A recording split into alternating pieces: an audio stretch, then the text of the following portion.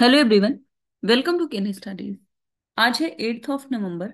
Start करते हैं आज के एमसीक्यू क्वेश्चन। आज का फर्स्ट क्वेश्चन है, what is the primary mandate of the Sanjay Kumar committee in relation to the western Ghats.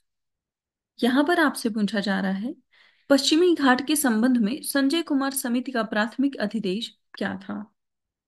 आपके ऑप्शंस हैं, to expand the ecological sensitive area boundaries of all Western Ghats villages. Second, to designate the entire Western Ghat as ecologically sensitive. And third, to enforce conservation measures without field visits. And last, to review and validate objections from states regarding ecological sensitive area demarcations. आपको बताना है, संजय कुमार जो committee है उसका primary mandate क्या है।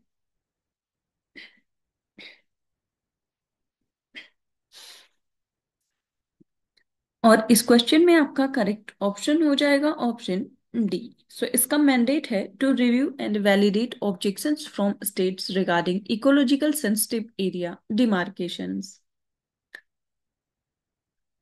आप देख सकते हैं, the Sanjay Kumar committee was tasked with reviewing state objections to the ecologically sensitive area demarcations.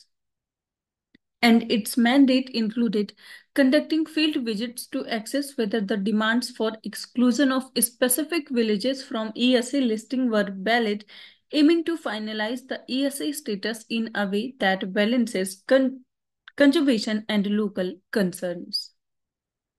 So, unlike the Gadigal Committee, which proposed the entire Western Ghats as ecologically sensitive area, and the Kasturi Rangan Committee, which focused on 37% of the Ghats, the Sanjay Kumar Committee had a narrower validation-focused mandate.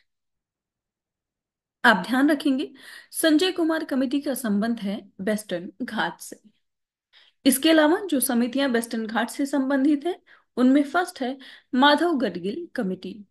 It was established by UPA government to propose protection measures for the Western Ghats और इसको form किया गया था 2011 में।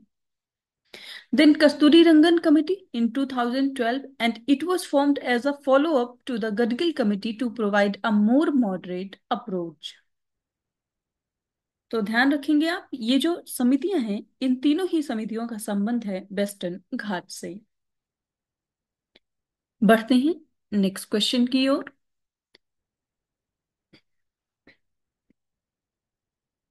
Which bank has recently inaugurated its first branch in Singapore to provide banking services? यहां पर आपसे पूछा जा रहा है, किस बैंक ने हाल ही में बैंकिंग सेवाएं प्रदान करने के लिए सिंगापुर में अपनी पहली शाखा का उद्घाटन किया है। आपके ऑप्शंस हैं, state bank of India, union bank of India, HDFC bank limited या फिर ICICI bank.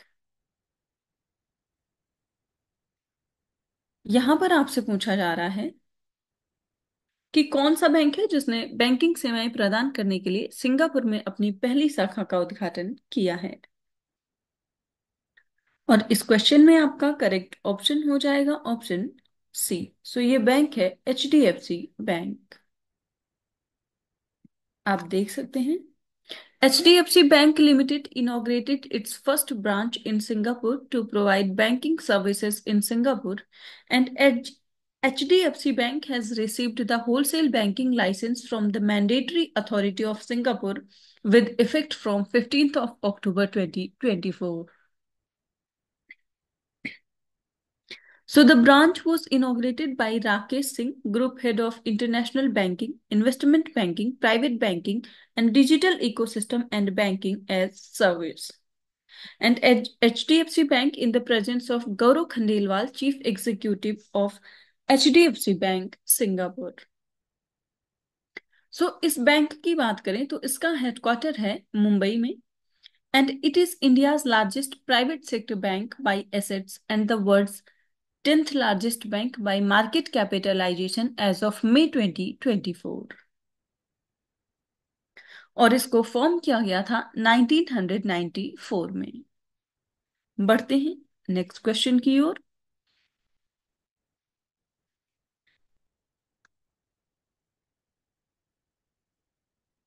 Which country has recently hosted the 19th International Conference of Drug Regulatory Authorities in collaboration with the World Health Organization?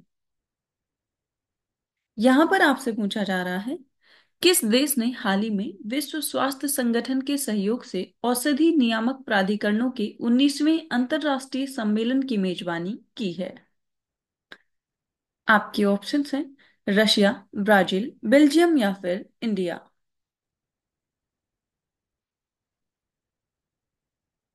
और इस question में आपका correct option हो जाएगा option C.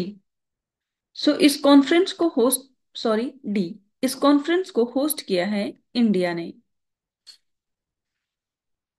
आप देख सकते हैं, the central drugs standard control organisation, ministry of health and family welfare, India hosted the 19th International Conference of Drug Regulatory Authorities in collaboration with the World Health Organization.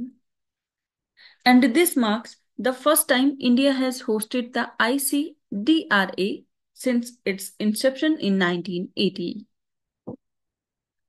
So, Union Minister Jagat Prakash Nadda, Minister of Health and Family Welfare, inaugurated the 19th ICDRA in New Delhi, और इसका theme रहा है smart regulation delivering quality assured medical products to for all.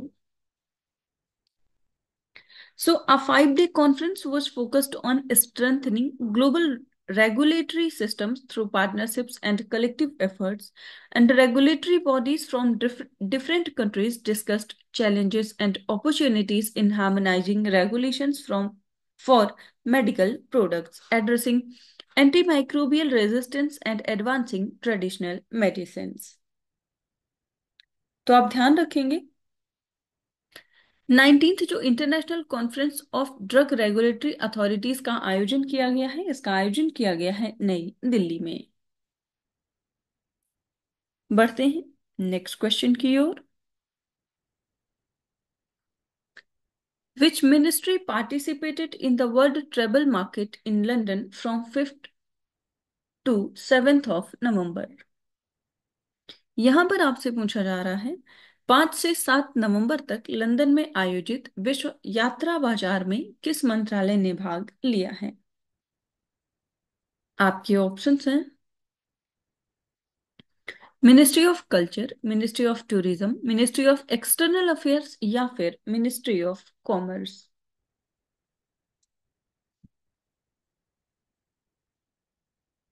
इस question में आपका correct option हो जाएगा option B. इसमें पार्टिसिपेट किया है मिनिस्ट्री ऑफ टूरिज्म ने। आप देख सकते हैं, the Ministry of Tourism participated in the World Travel Market in London from 5th to 7th of November, and it aims to increase inbound tourism to the country and also establish the country as a major global tourist destination. So, India showcased its cultural diversity and tourism offering at the World Travel Market with a delegation of nearly 50 stakeholders, including state governments, tour operators, airlines, and hoteliers from the Indian travel industry. So, the highlights of this year's India Pavilion at World Travel Market 2024 were wedding tourism, MICE, जिसका full form है Meetings, Incentives, Conference and Exhibitions Tourism and Mahakumbh. So ministry of tourism की बात करें तो it is apex body for the formulation and administration of the rules, regulations and laws relating to the development and promotion of tourism in India. और वर्तमान समय में इसके head हैं यानी कि मिनिस्टर ऑफ टूरिज्म हैं गजेंद्र सिंह शेखावत। और इस मंत्रालय को स्टैब्लिश किया गया था या फॉर्म किया गया था 1967 में। बढ़ते हैं नेक्स्ट क्वेश्चन की ओर।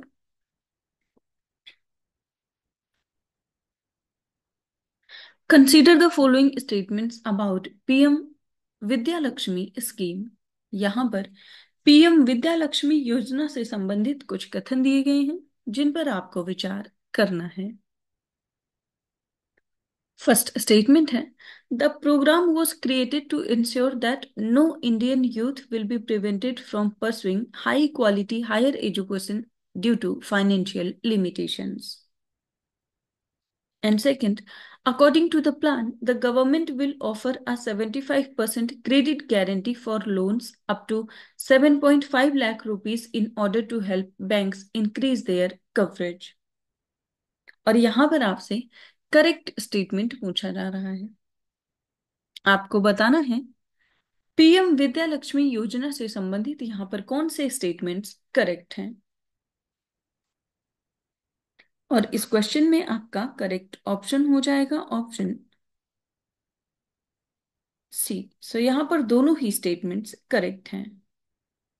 आप देख सकते हैं PM Vidya Lakshmi scheme has been approved by the government to provide financial support to meritorious students, and in order to pursue higher education, the students will be eligible for loans that are free of collateral and guarantors. So, students with an annual family income of up to 8 lakh rupees will also be eligible for a 3% interest subvention for loans up to 10 lakh rupees during the moratorium period. And students can apply for an education loan on the unified site PM Vidya Lakshmi in order to take advantage of the program. तो आप ध्यान रखेंगे ये एक central sector scheme है students के लिए। बढ़ते हैं नेक्स्ट क्वेश्चन की ओर।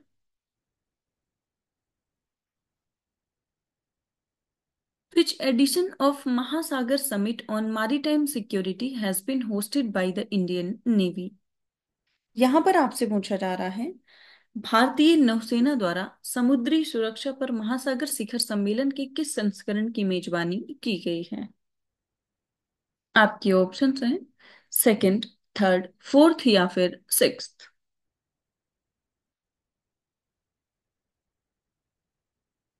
और इस क्वेश्चन में आपका करेक्ट ऑप्शन हो जाएगा ऑप्शन बी।